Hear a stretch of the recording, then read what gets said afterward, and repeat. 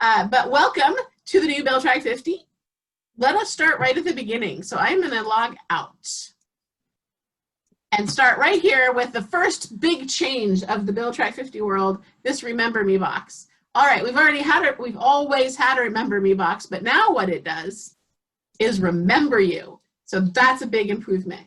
So if you click that, then it's going to remember you, and you don't have to log in again for another 90 days.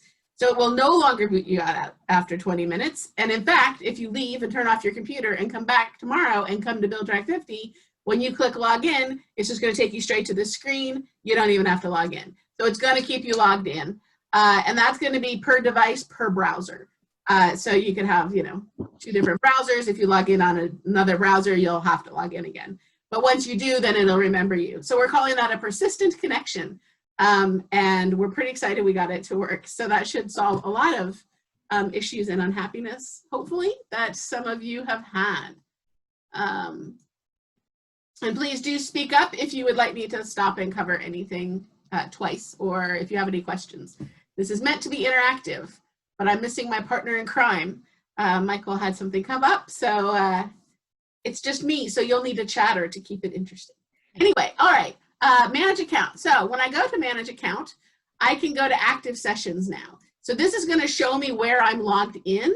Because those connections are persistent, that means if anyone else comes to your computer and goes to BillTrack50, they'll be able to go straight in.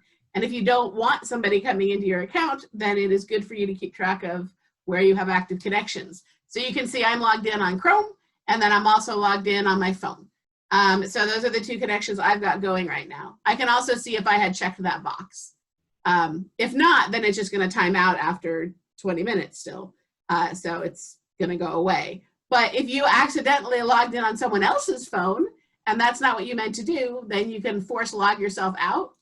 And then that's not logged in anymore. So you can still manage your sessions and make sure that you didn't accidentally leave your BillTrack50 account open on like the computer at the library or on a colleague's laptop or whatever. All right. So that's the new persistent connection. So that hopefully is a very exciting start. How are we feeling? Everybody thumbs up? That's good. If you have multiple users, can you see all of them from here? Not from this screen. That would be from this manage user screen. No, I mean, can you see if they're logged in or not? And that will show you your users. It'll show you if they are currently have an active connection. So if it's persistent, that means they're in their 90 days. Okay. So kind of, but not precisely. However, well, yeah, I will come back to that point after a minute. All right, so yay, we can stay logged in. Next up, a new hopeful convenience. There we go. So this is my new alert grid. So instead of just showing you all of the individual changes, we are now showing you just the things that changed yesterday as far as your bill sheets go. So this is all of my bill sheets that have changes. This is all of my regulation sheets that have changes. So I can see that I have 11 bill sheets that have changes, even though I have 25 total bill sheets. So you're not going to log into your change alerts and just see no changes, no changes, no changes. You'll only see what is actually important. Even better, I can now sort and see which bill sheets have new bills, which bill sheets have the most new amendments or new votes to go look at. Not surprisingly, the coronavirus one. So this new grid is just a high-level summary of what's going on in all of your bill sheets so that you can very quickly see what needs attention. So hopefully this will be a massive convenience for keeping up with your legislation. You can, oh, somebody's here, somebody's here. Jeff, hello. Sorry I left you out there. No problem. It was just an accident there, clicking the button, but that's fine. No, but you did that and that let me let you talk. So, okay, right. So this grid. So you can still access the old display of like what individual bills are doing what by going to that details link. So that'll still, you can still get to this, which is like what your email alerts look like. But now we are giving you this high-level summary display, which hopefully will save a ton of time, especially if really what you care about right this minute is like what had new bills introduced or where votes were. This will really speed up that analysis. So hopefully you like the alerts grid. But that's just kind of a small improvement that we made. Event schedule, same as it ever was. And then as I work my way down this panel, it occurs to me, this panel is new. So navigation hopefully is pretty obvious how this is going to work. You can put the panel away by clicking on the logo and it slides it out, or you can bring the panel back by clicking on the logo again and it'll lock it in place. So this panel is now, instead of the old clicking the logo to get back to the home screen, now everything's just available to you all the time, so you can hop to directly what you want to hop to. So just hopefully streamlining your navigation. If you only have a handful of items, like my stakeholder pages, I just have a few, I can click on the one I want and go straight to it, or I can say view all and go to what essentially is the old stakeholder page tab. If I have too many things, like 25 bill sheets, that's too many to make a reasonable list. So if you click on that, it's just going to take you straight to this page. Now, what's important about this page is this is where the new sheet lives. So that's how you make a new sheet. Carly, did you have a question? Yeah, I had a question about the event schedule. Oh. That I wasn't sure if like this was an intentional change or I just wasn't seeing it.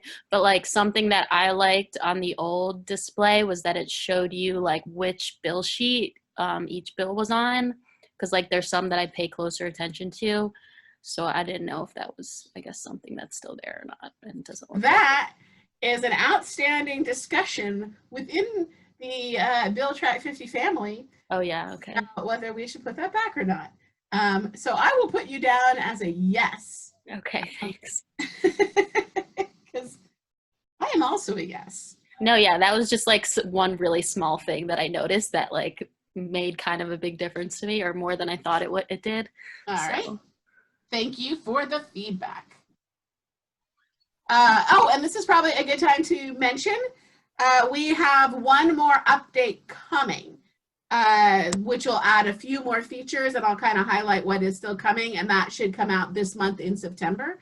And so we'll be doing some of these adjustments. So Carly, hopefully you'll get your column back with the bill sheets in just a few weeks. So before like everything gets going again. All right, so also missing is the export button for anybody who used to send event schedules to people. That should also come back. All right, so bill sheets. Click on bill sheets, get the bill sheet tab.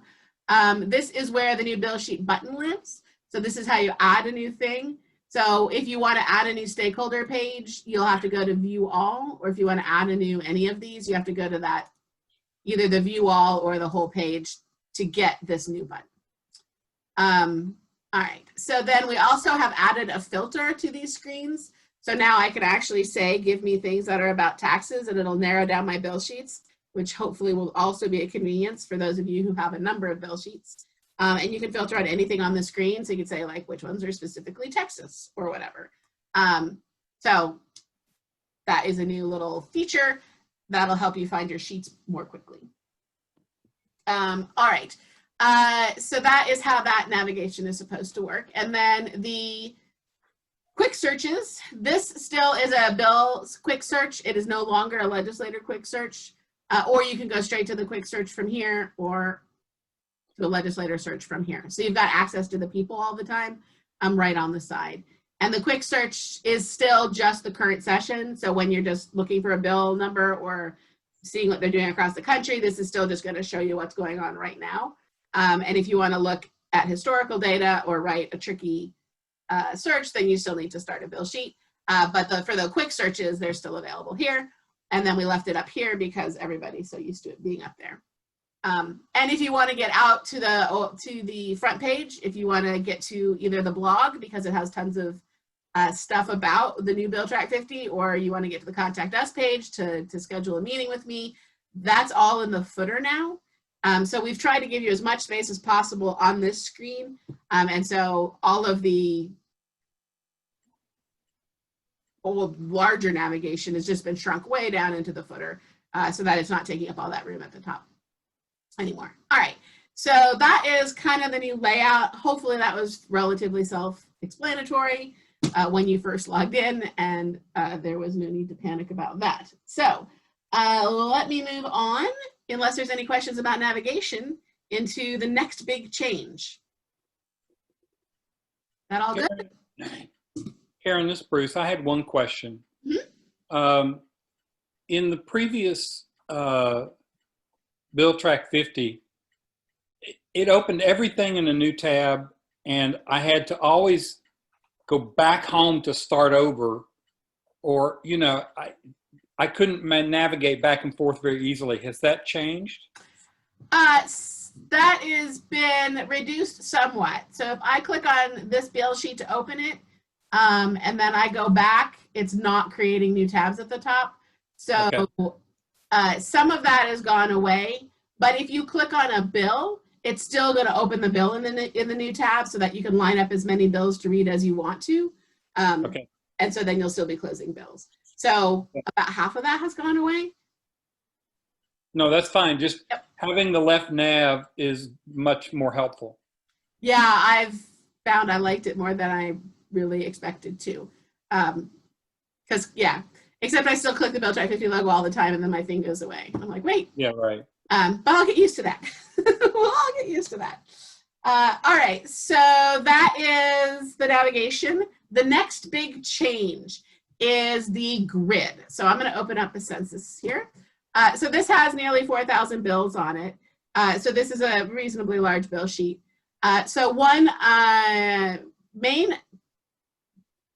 change, not a big change. One change is it can now be as big as you want, which a lot of people have been asking me for. So however big your monitor is, that's how wide it can be. So it will stretch out. And you saw that it stretched and shrunk when I put my nav bar away. So you can make it just that much bigger. Also, it's going to shrink and actually work okay on your phone now. And we've added a couple extra features to make it better for mobile. So you can legitimately try to use your bill sheet grid from your phone. So you can manage, you could always read bills pretty well from the phone. But now this will actually let you use your grid reasonably well from your phone or a tablet. All right, so other changes with the grid. Many changes to the grid. So now if I click into one of these things, it expands like it ever did. To get it to contract, it's a space bar. So that is maybe not completely intuitive, but we didn't have a lot of options. So it's a space bar to make it get small again. But now that I'm in here, I can move around with my arrow keys. So you can now just kind of go around to what you want to do with your arrow keys. So that's pretty handy. You can also update columns where you write in them by either double clicking like before or hitting enter. And now it's going to enter just in that column instead of bringing up that entire data entry form. So now you can just fill this out, hit enter, move to the next one, fill it out. So I can fill out some positions really quick and just, motor my way through all of this. So using the grid, hopefully that will be quite a convenience, kind of just motoring around in the grid. So I love that. I hope that you guys are going to find that to be a big time saver. Obviously, you can still sort like you ever could because we wouldn't take that away. So let me move this guy over. So I could sort them into maybe date order.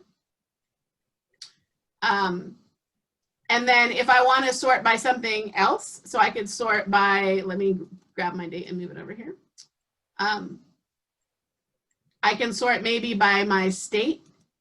And then if I hold shift down, I can then sort by date order. So I could see the newest ones in Alaska working my way down and then start over in Alabama. So the double sort is just hold shift down and you can actually sort by as many things as you want to. So it's going to sort left to right. So if you would like to sort by progress first and then date, then you need to put them in the order that you want them to sort, but then you can sort however you need them to be. And it'll leave the little arrows here to remind you which things you've sorted on. So the sorting just got a little bit better. When you hover over a name of a thing, then you get the filter. So instead of being the magnifying glass at the bottom, each column now has its own filter. So if I open this filter up, I have a bunch of different options now. So I could say, show me everything that is past, or signed, or contains signed. So now I can, sort by more things, or even better, I could say, things that don't say dead, right? So I can just knock out all the dead bills. So the filter just gives you a lot more options. And when I have applied a filter, my label goes bold to remind me that that's where my filter is. And of course, you can filter on as many things as you want. I think you'll find the filter for dates and numbers to be especially helpful. So now I can say, for my dates, I can say, show me everything that has changed since July to the end of August, and then it'll just narrow it down. And I get my counts down here to see it narrowing as I go. All right, so now I've got my 2 filters on. So any questions about the sorting or the filtering or the entering data? Love it. It's not so much a question, but I appreciate the feedback. Wait, I actually do have a question. This is Carly. When you, there's the column in the bill sheet to enter in like a link or and text. Does that link open in a new tab? Oh, so like if I put in a call to action right here? Yeah. Oh, I don't know.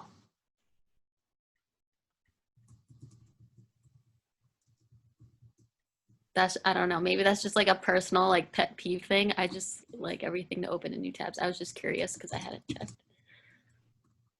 Gonna have to put you and Bruce in the Thunderdome. All right. Oh, yep. So Okay, cool. we'll send people off to a new place, but it made a new tab for me, so my original place is still here. So yes, it will, in fact, Okay. open Cool. into Thank you. tab. All right, so that is my grid changes. A couple other items. In order to use the sorting on your phone, you just tap the column and it'll sort. To get the filter to come up on your phone, you tap and hold, and then the filter will pop up after like a second. So that's how you access the filter on your phone. Also, when I'm scrolling sideways, especially on the phone, and your bill number disappears, it can be quite disorienting. So you can pick up a column and drag it over the pluses and X's, and see how I get a little, see I'm pointing at it, see how you get the little pin there? That pins it. And then I get this vertical line like I would in Excel saying that that is frozen. So I'm going to pin the state and the bill number. Pick this up and move it into pin. Okay, and so now those are both pinned, and when I scroll, those stay put. So you just drag them the same as you would think you would on your phone, and you can pin them, and then that'll turn your phone sideways, and you should be all right. Plus, it's just useful right here if I've got a lot of columns to just have those pinned. So that is hopefully going to be a convenience, especially in certain circumstances. And then finally, we have this grouping business. So there's this little line up here, which you may not have noticed, that says drag here to set a group. So now I can say, all right, I'm going to, actually, let me reset my filters so I get all my bills back. All right, so good. Okay, so now I can say I'm going to drag my state up here, and now I'm grouped by state. So now I can see how many bills are in each state, and I can open that up and see what they are. But I can double group. So I can say, let me actually do my progress as well. And now I can open up California and see how many bills are in each progress category. And then go straight to them, which came in pretty handy the other day when I was looking for some example of vetoed bills. So yeah, this is a very specialized thing, but you might find it useful from time to time. I have already found it useful from time to time. I took all these numbers and typed them into Excel real quick since they're all totaled for me. And I was able to do in just about 10 minutes a good year-end wrap-up for one of BillTrack50's clients.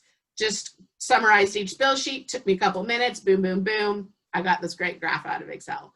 So, you know, it's for statistical stuff. It's for getting a feel your arms around a new data set.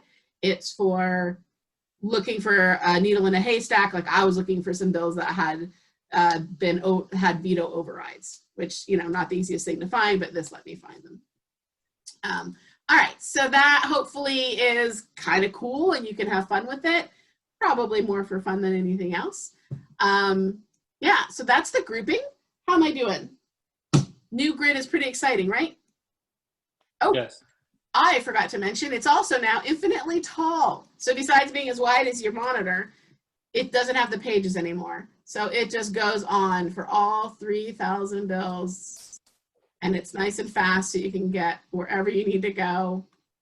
No more figuring out what page, no more hitting the bottom of the page, and then it gets confusing and whatever. So now the whole thing is here. We're still limiting your searches to 5,000 bills just because that makes our alerts reasonable. But if you want to combine all your bill sheets together, the grid will hold just as many things as you want to dump into it, and it'll be perfectly fast for filtering, for sorting, for grouping, even for scrolling around. So you can put 20, 30,000 bills in the grid if you need to, and work with them perfectly quickly. So the grid is actually really powerful. All right, so did I forget anything?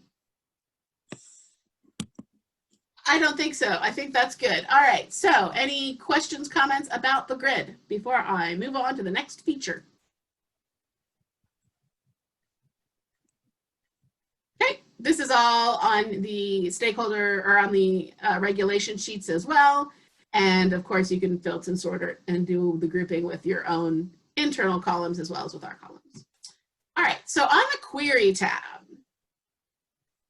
you'll find that we completely changed how the states work.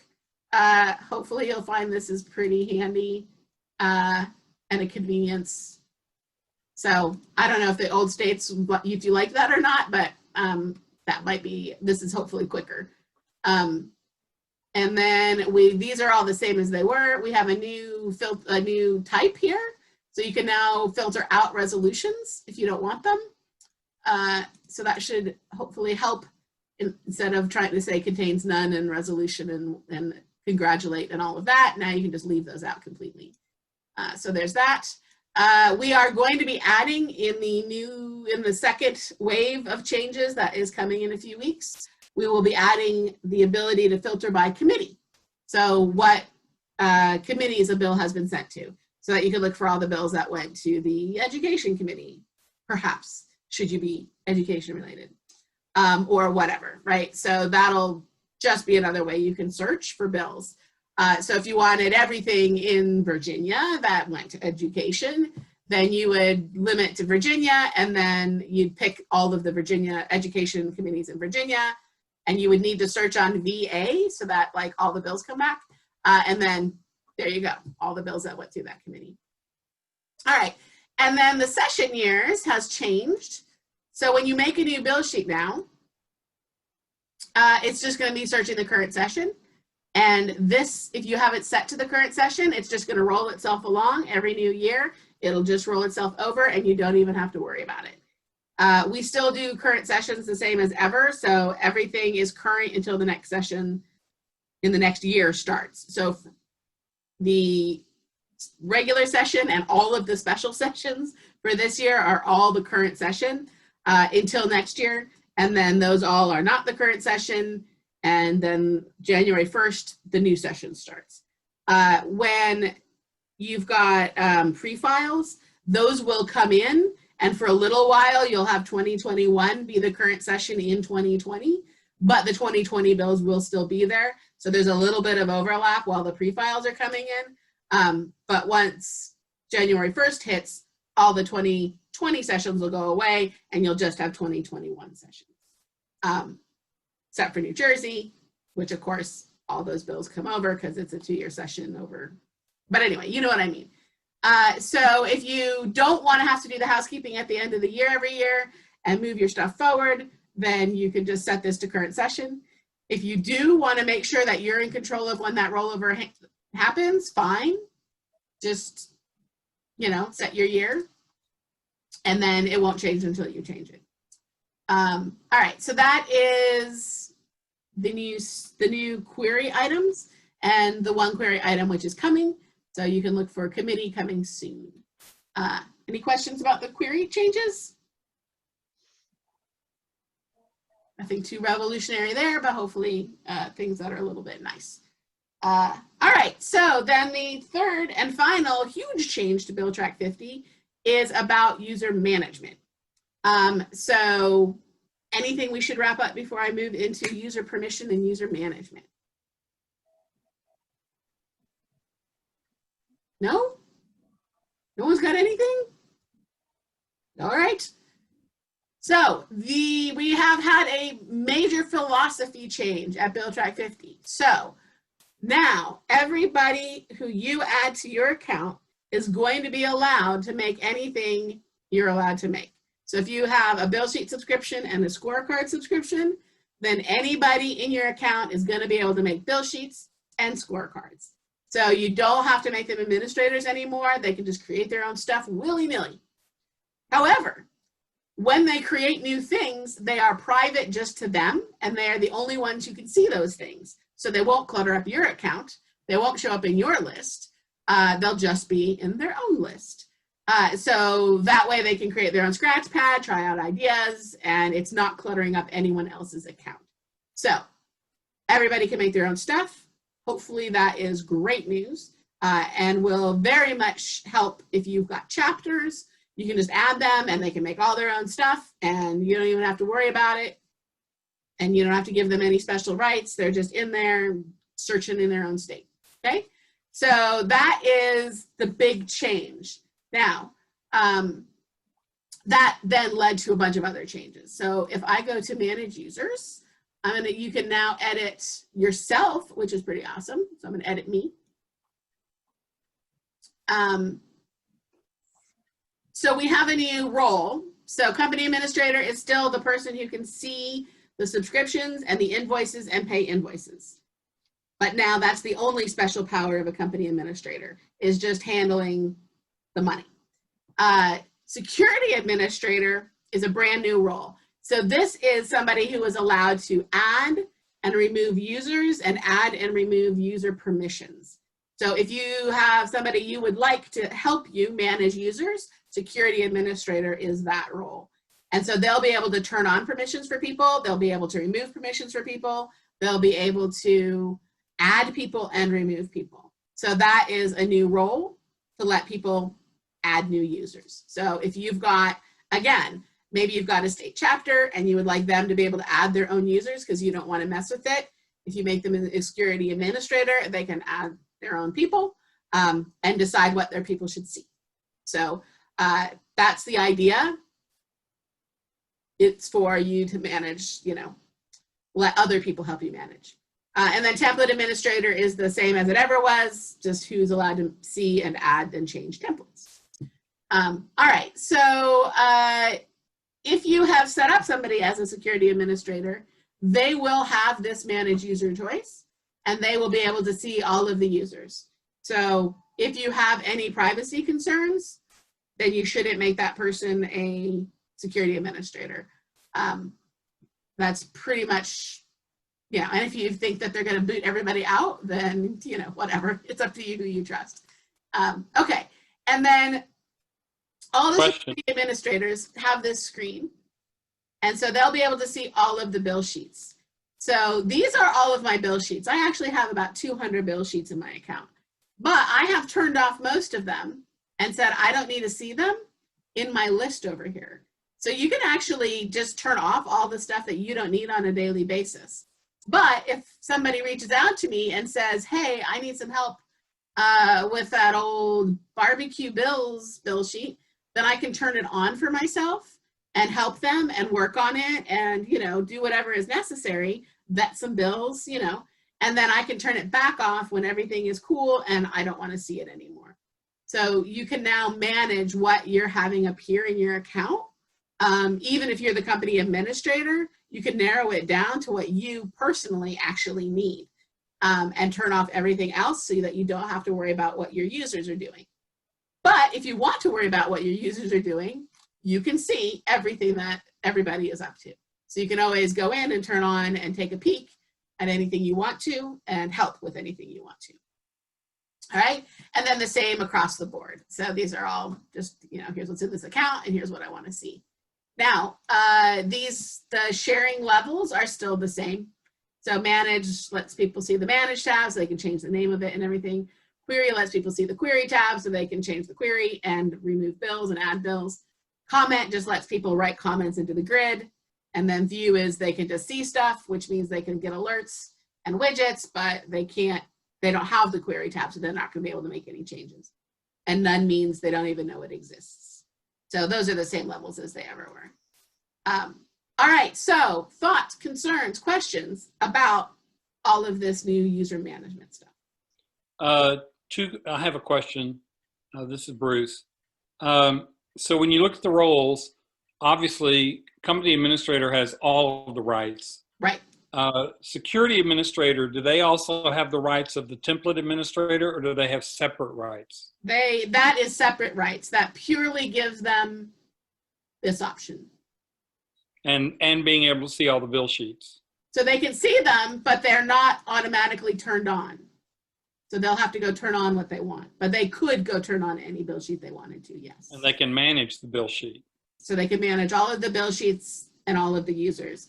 So that means, let's say you've got a group, you're coordinating with somebody, and you're like, here, I'm going to make you an administrator. Go ahead and add the 3 other people in your organization. And they do that. Then when they create a bill sheet, nobody else sees it until they're done with it and they're happy with it. Then they can go into their 3 users and give them permission to that bill sheet. And then the 4 of them can coordinate on that bill sheet. So it allows them to manage their users and what they see.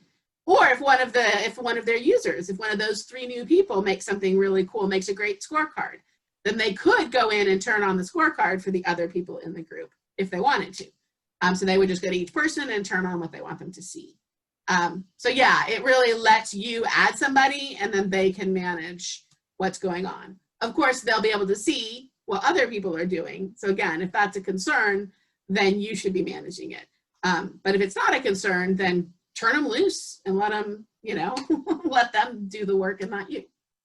So my other question is, and this is, I apologize to everybody else on the call because I'm sure other people are much further down the road than I am.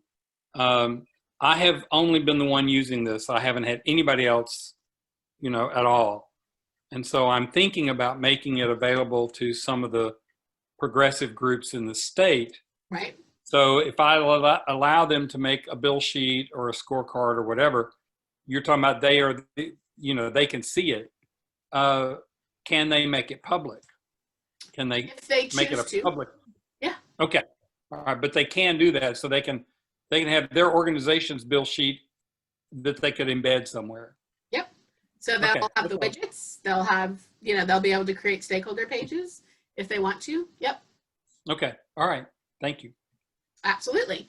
And so then if you do have an organization you're going to coordinate with, set up the person, your main contact there and let them add users and manage users. And then you don't have to worry about like who's coming and going from their organization. They can worry about that. Right. All right. Good. Any other questions about user management?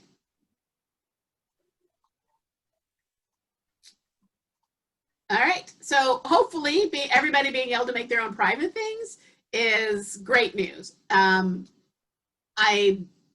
love it. Hopefully you'll love it. I think once you start using it and let people actually, create their own stuff and then it doesn't impact your account, especially if you come in here and manage yourself and like remove all the sheets you don't want to see every day and you're just seeing your own stuff. And then, I think it's really going to help larger accounts be very tidy and effective. Whereas right now, I've got accounts that, you know, have hundreds of people and hundreds of bill sheets, and the poor company administrator is suffering. So hopefully this will help all of you who have large accounts to manage. All right, so that is the last big change. And then, you know, I mentioned a couple of ways through, like this is more responsive and better on your mobile device. So do give it a try. For the moment, we broke the app. Didn't mean to when we released the new version, but we're expecting that to be back and running soon. So the app is still going to be the same as it ever was. But just BillTrack50 itself, if you go to BillTrack50 using your browser on your device, it should be pretty functional, and you should be able to actually use the grid now and, you know, play with a query and do all of that and actually vet your bills from your phone. So hopefully that's helpful for those of you who have long commutes on the train or what have you. All right, so any larger questions that I can answer now that I'm done with my part, my presentation here.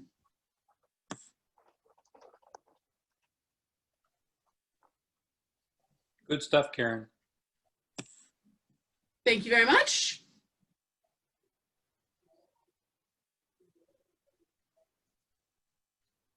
Anybody else? Concerns? Things you miss? Things you're excited about? Things you want us to add since we're still in adding mode?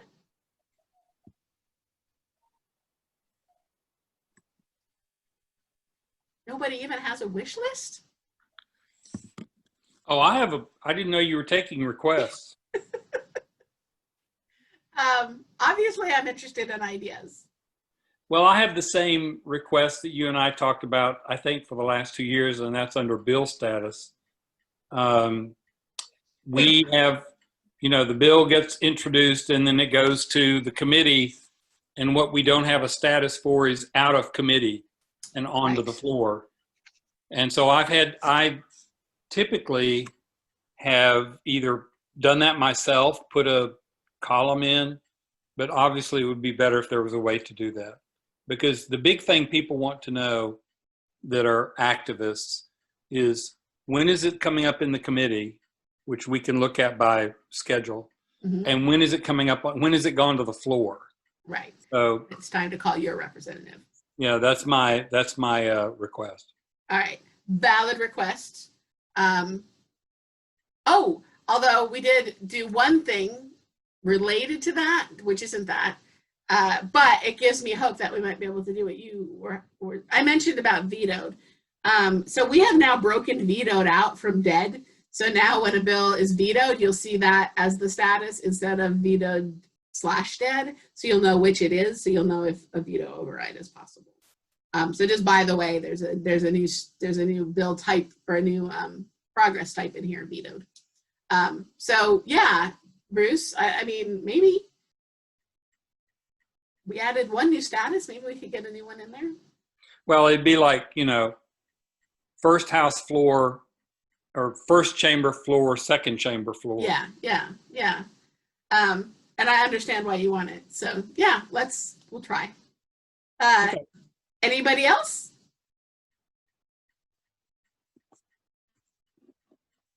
All right then. Thank you very much for coming. I hope you are super excited to use the new BillTrack50. I'm sorry that this is such a crazy year to be trying to use it. But yeah, good luck. I hope that you all stay well and use this in good health. So bye everybody. Thanks for coming. Thank you, Karen. Thank you guys. Thanks, Karen.